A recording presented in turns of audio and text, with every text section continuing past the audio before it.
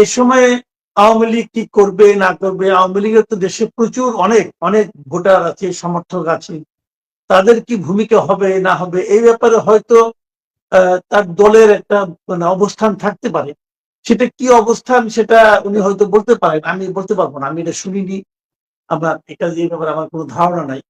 কিন্তু এটা বলতেই পারেন, এই সময় বরং বলাটাই স্বাভাবিক। উনি না বললে ওনার কথা হয়তো ওনার হয়ে অন্য কেউ বলতো, সেটাও হতে পারে। কিন্তু আমি শুনেন, এগুলির চেয়ে বড় কথা হলো, আমি এখানে দুটো কথা বলি। প্রথম কথা হলো, আমি মনে করি এই যে বাংলাদেশের রাজনীতিতে আওয়ামী লীগ হয়তো ফিরে আসবে, শেখ হাসিনা আর ফিরতে পারবে না। এবং এটা আমি শুরু থেকেই বলে আসছি, এবার আজকে নতুন না।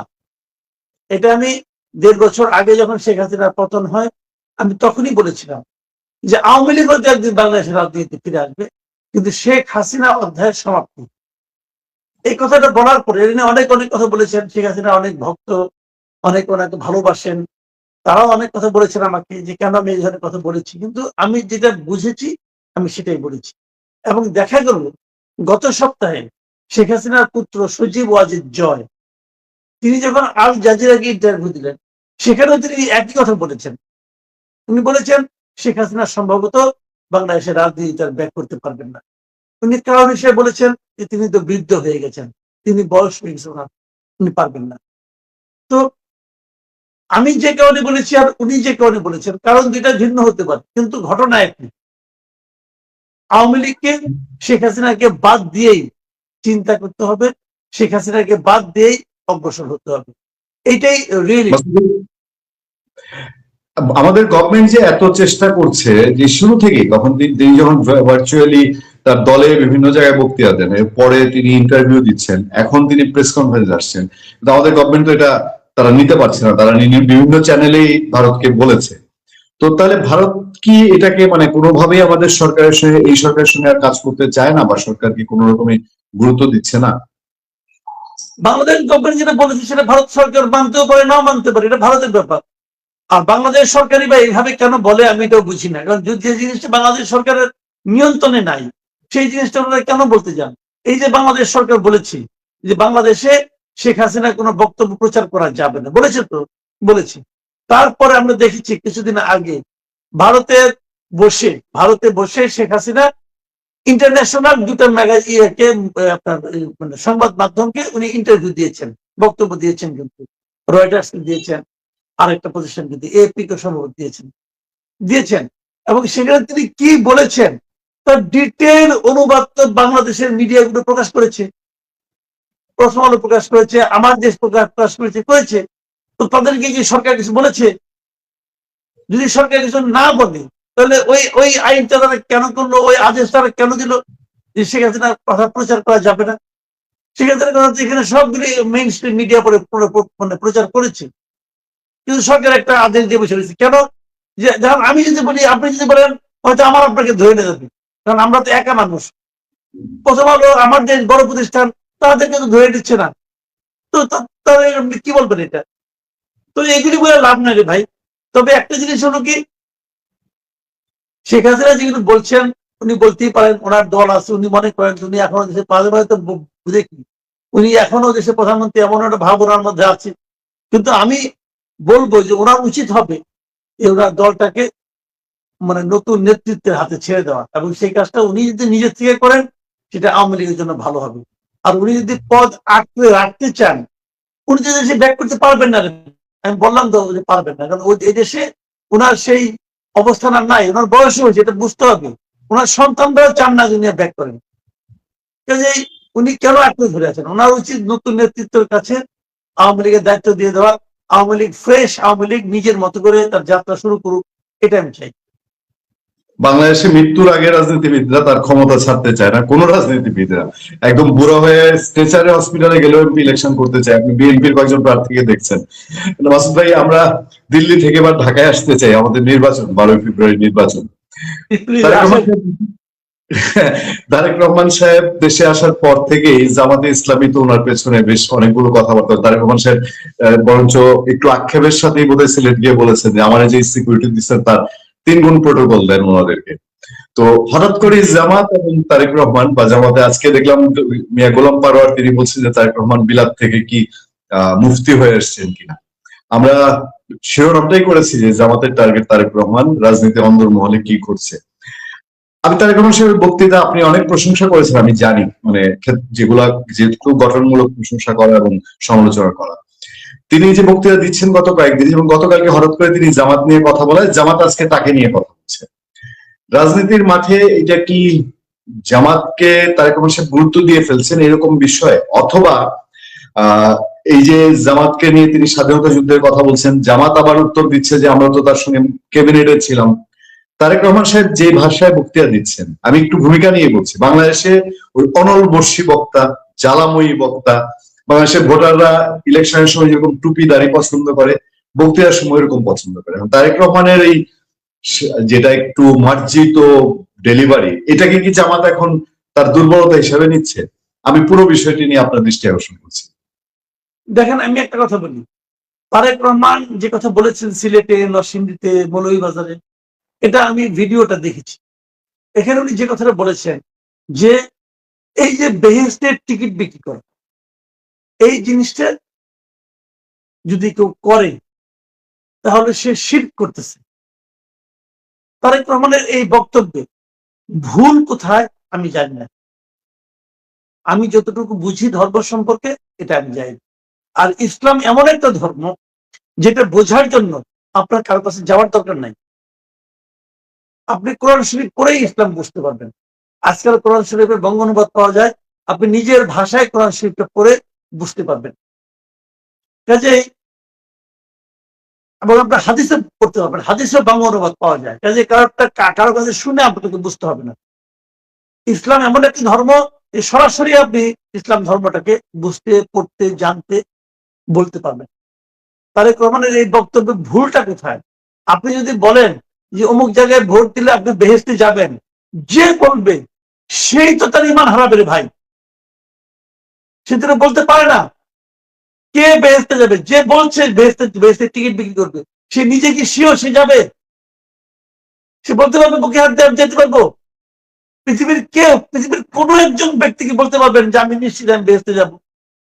যেখানে একজন মানুষ নিজেই নিশ্চিত না সে বেহেশতে যাবে কিনা, সে যত বড় পরেজগার লোকই হোক না কেন, তো সে আরেকজনকে কিভাবে সার্টিফিকেট দেয় যে এই দলকে ভোট দিলে তুমি বেহেশতে যাবা?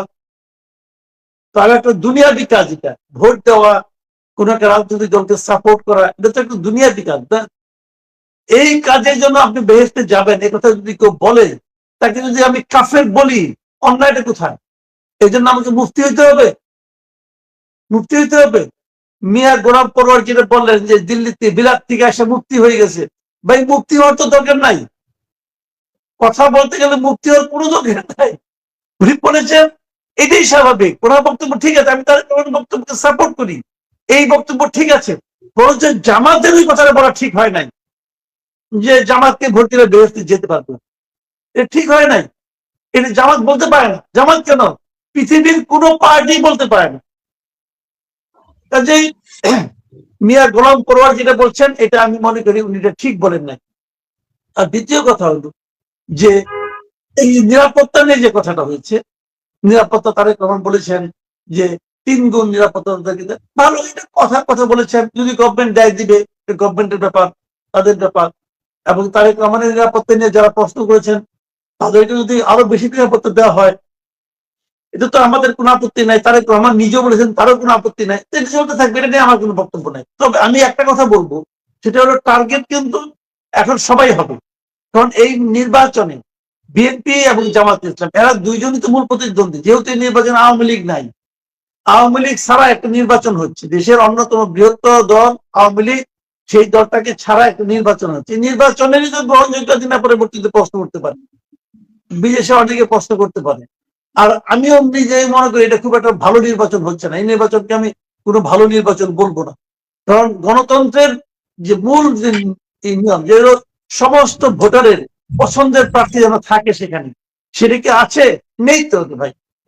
তারপরে যে নির্বাচনটা হচ্ছে, এই নির্বাচনে মূলত প্রতিদ্বন্দ্বী হলো দুটা, একটা হলো বিএনপি, একটা হলো জামাত। এই সময়ে নির্বাচনের প্রাক্কালে উভয় দলকে লক্ষ্য করে, প্রতিপক্ষকে লক্ষ্য করে নানা ধরনের আক্রমণাত্মক কথা বলবে, এটা খুব স্বাভাবিক, এতে আমি কোনো অন্যায় দেখি না। দুই দলই বলতে পারে। কোন একদল কোন একটা ভুল বললে সঙ্গে সঙ্গে সে ভুলকে আক্রমণ করবে, ভুলকে ধরিয়ে দিবে, এটাও স্বাভাবিক, এটাও আমি কোনো অন্যায় দেখি। যে কেউ এরকম নাকি এইবার তারেক রহমান জামাতের একটা ভুলকে মানে লক্ষ্য করে আক্রমণ করেছে, এটাতে আমি কোনো ভুল দেখি না। আবার জামাত যেটা করতেছে এখন, তারেক রহমানকে হেয় প্রতিপন্ন করার চেষ্টা করতেছে, তারেক রহমান কিছু বুঝে না, সে মানে ওনারাই সব বুঝে, কারণ ওনাদের দাঁড়িয়ে আছে, টুপি আছে, পাঞ্জাবি আছে, অতএব ওনারা সবকিছু বুঝার সোল এজেন্সি নিয়ে নিছে। এটাও ঠিক না, এটাও ঠিক না। ধর্ম বুঝতে হলে ওই পাঞ্জাবিও পড়তে হয় না, ওই মাথার টুপিও লাগবে না, আবার দাড়ি না রাখলেও ধর্ম বোঝা যাবে না তা না। ধর্ম এটা যে কেউ বুঝতে পারে। ভাই, জামাতের প্রসঙ্গ যেহেতু আসছে, আপনি ওয়াশিংটন পোস্টের রিপোর্ট দেখেছেন, একদম তোলপাড় করা রিপোর্ট, এবং এটা যদি সত্য হয়, পাশাপাশি দেখেন জামাতের ঢাকা গুলশানের যে ক্যান্ডিডেট, তার একটা ভিডিও ভাইরাল হয়েছে, তারা ঢাকায় একটা আসনও দিবে না বিএনপি কে, দিবে না। ব্যাপারটা কি দিবে নার দিকে যাচ্ছে, নাকি এটা কোনো নির্বাচন, মানে কোনো মেটিকুলাস ডিজাইন বলে অনেকে, কেউ বলে যে ভেতরে ভেতরে ছক আছে, কেউ কেউ বলে ইউনূস সাহেবের কোনো স্নেহ আছে কিনা এইসব স্বপ্ন দেখার পিছনে, যেহেতু আমেরিকার আশীর্বাদ আছে বলে ওয়াশিংটন পোস্টের রিপোর্ট প্রমাণ করে। ওয়াশিংটন পোস্টের রিপোর্টটা সেটা আমি দেখেছি, পড়েছি, এবং এটা আমার কাছে মনে হয় নাই যে এটা বিরাট কিছু হয়ে গেছে।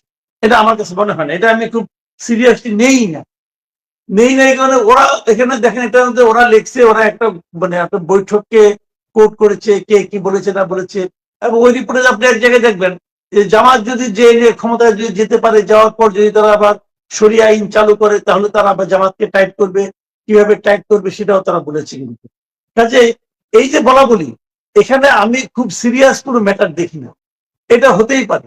কিন্তু আমার কাছে মনে হয়েছে এর মানে এই না যে জামাতকে আমেরিকা ক্ষমতায় আনতে চায়, এটা আমি মনে করি না। আমি মনে করি না এই কারণে যে জামাতকে কেন আমেরিকা এখন কাউকে বিশেষভাবে ক্ষমতা আনতে চায় না, যে কেউ ক্ষমতা আসুক ওইটাই আমেরিকার নাম। আমেরিকার কি মানে বিএনপির সঙ্গে কি আমেরিকার কোনো ঝামেলা হয়েছে? বিএনপির সঙ্গে আমেরিকা কি বলছে, আমেরিকা যদি বিএনপি যদি ক্ষমতা আসে, আমেরিকা কি বিএনপির কাছে তার স্বার্থ উদ্ধার করার চেষ্টা করতে পারবে না? বাংলাদেশের ইতিহাসে এখন যদি আওয়ামী লীগ আবার মার্কেটে আসে, আওয়ামী লীগ যদি মাঠে আসে, আমেরিকায় আওয়ামী লীগ যা চাবে আওয়ামী লীগ তাই দিবে।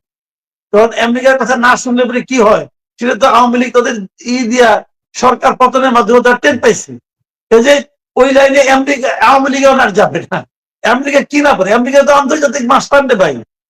আমি তো মনে করি আমেরিকা হলো আন্তর্জাতিক সন্ত্রাসবাদের চারণভূমি। আমেরিকা ট্রাম্প হলো ইন্টারন্যাশনাল টেরোরিস্ট, অন্য একটা দেশ থেকে প্রেসিডেন্টকে ধরে নিয়ে আসে।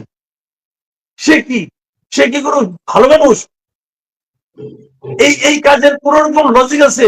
অন্য একটা দেশ গ্রিনল্যান্ড আমার চাই, এর মধ্যে পুরো ধরনের সৌজন্যতা, ভদ্রতা আর কূটনীতিক শিষ্টাচার আছে নাকি? আছে। তো তারা যে কেউ কিছু করতে পারে, কেউ তো কিছু বলার সাহস পায় না, ওরাদের শক্তি আছে। তো এখন এই জন্য কি আমেরিকা বিএনপি কে ভয় পেয়ে জামাতের দিকে ঝুঁকবে? ঝুঁকবে না। আমেরিকার কাছে বিএনপি, জামাত, আওয়ামী লীগ এখন সবই সমান। ও যা করবো সবাই সেটা শুনবো, এইভাবে নিয়তি আমাদের, এটা মানতে হবে। আপনি বড় বড় ডায়লগ দিয়ে লাভ নাই। আপনার হাতে কি আছে যদি বড় বড় ডায়লগ দিয়ে, আপনার এগুলো কিচ্ছু যায় আসে না। এখন ঘটনা যেটা, তাহলে আমেরিকা কেন জামাতকে বেশি ফেভার করতে চাইবে? যদি যারা নাকি ইলেকশনে সহজেই জিতবে বলে সবাই মনে করছে, তাদেরকে বাদ দেয়া যারা ইলেকশনে জিততে কষ্ট হবে, যাদের ইলেকশনে জেতাতে হলে ষড়যন্ত্র করতে হবে, যাদেরকে জেতাতে হলে নানা ধরনের ইঞ্জিনিয়ারিং করতে হবে, তাদের প্রতি আমেরিকা কি কারণে সব করা হবে? হ্যাঁ, হতে পারে একটা কারণ, সেটা আমি বলি। হতে পারে কি, ধরেন জামাত ক্ষমতা, হাইপোথেটিক্যাল ধরলাম, জামাত ক্ষমতা আসছে, আইসা নিয়ে এমন কিছু করলো যেটা আমেরিকা পছন্দ হলো না, তখন আমেরিকা বলবে যে এরা জঙ্গিবাদী গোষ্ঠী ক্ষমতায় আসছে, অতএব এদেরকে সরাইতে হবে। জামাতকে পরবর্তী সময়ে ব্লেম দেওয়া সহজ। ওই রিপোর্টে আপনি দেখবেন একজন মার্কিন কূটনীতিক বলেছেন যে জামাত যদি শরিয়া আইন কায়েম করে, তাহলে আমরা জামাতের উপর 100% ট্যাক্স আরোপ করে জামাতকে সাহায্য করবে।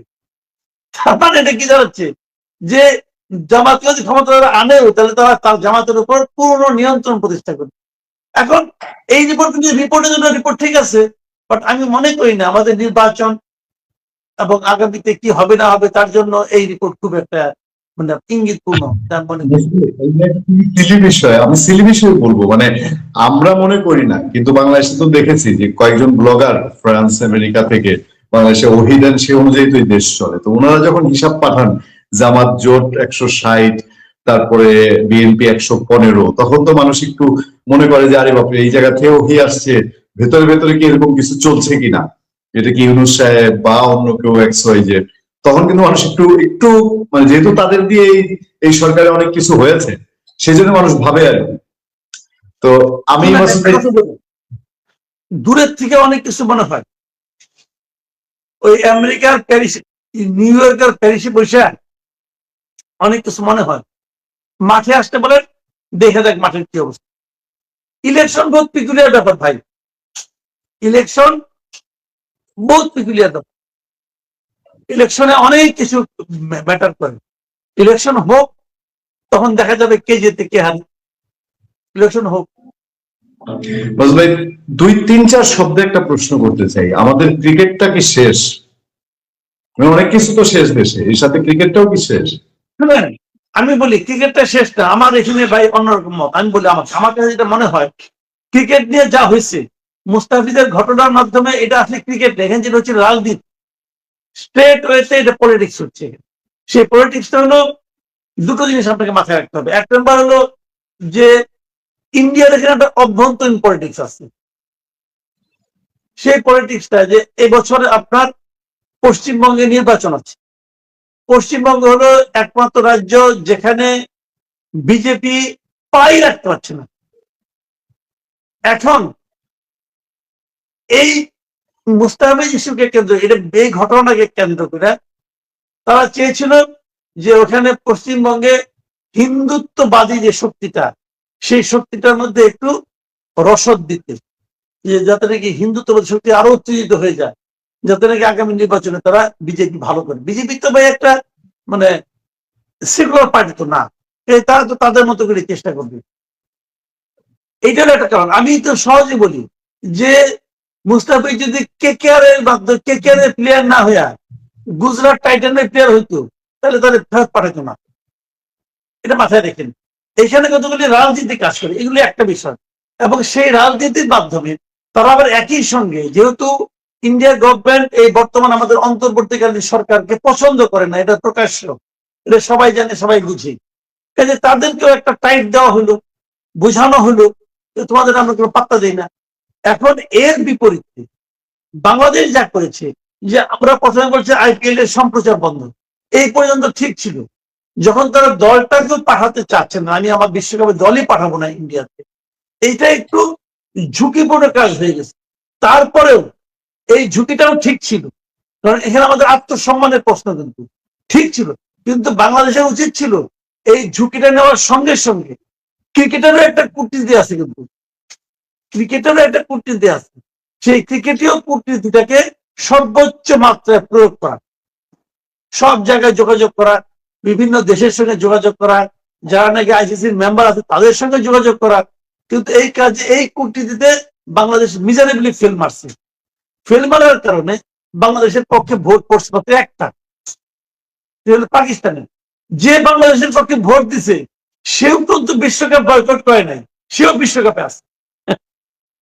সেই পাকিস্তানে কিন্তু খেলতেছে, মাঝখান থেকে বাংলাদেশ আউট হয়ে গেল। এখন এখানে কি, এখানে বাংলাদেশের যারা দায়িত্বপ্রাপ্ত ব্যক্তি তাদের অবিমৃষ্যকারিতা বলেন অথবা তাদের মূর্খতা বলেন, তাদের এই ব্যাপারে অভিজ্ঞতা না থাকার কারণে এই ঝামেলাগুলো হয়েছে।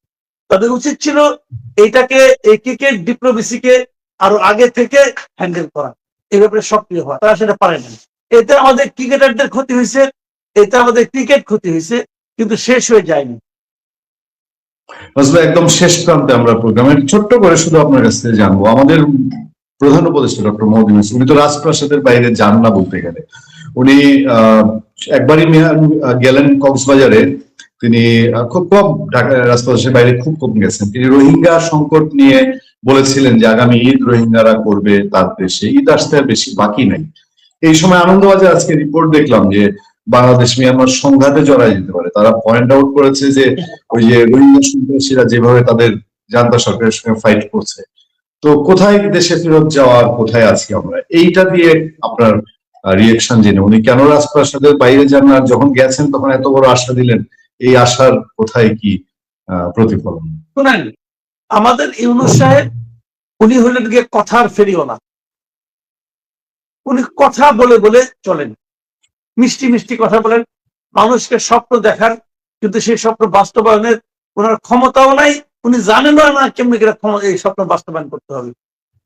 ওনার কথাকে যত কম সত্য বলে বিবেচনা করবেন ততই আপনার মঙ্গল।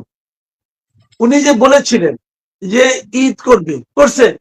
উনি বলেছিলেন যে বাংলাদেশ বিশ্বের কাছে যাবে না, বিশ্ব বাংলাদেশের কাছে আসবে, আসছে। মাঝখান থেকে আমার পাসপোর্ট দিয়ে চাইলে মানে ভিসা কেউ দেয় না। ওনার আমলে বাংলাদেশের পাসপোর্টের মান সর্বনিম্ন পর্যায়ে পড়ছে। যে উনি কি ওনার কথা ভাই এগুলি পাত্তাই দেন না, যে কারণে উনি যখন বলেন আমি ইতিহাসের সর্বশ্রেষ্ঠ নির্বাচন উপহার দেব, তখন আমার হাসি আসে যে এই লোক বলে বোঝে না, সে কোনো খবর রাখে না, দিন দুনিয়ার কোনো খবর রাখে না। উনি ওই যে আগে যেরকম বিভিন্ন জায়গায় বক্তৃতা বেড়াইতো, মিষ্টি মিষ্টি কথা বলতো, ওইটাই পারে। কিন্তু এই কথাগুলি কিভাবে বাস্তবায়ন করতে হবে এই অ্যাবিলিটি আল্লাহ ওনাকে দেয় নাই, কাজে বলে লাভ নাই রে ভাই। উনি দেখেন না শেষ পর্যন্ত কি বেজ্জতিটা হয়।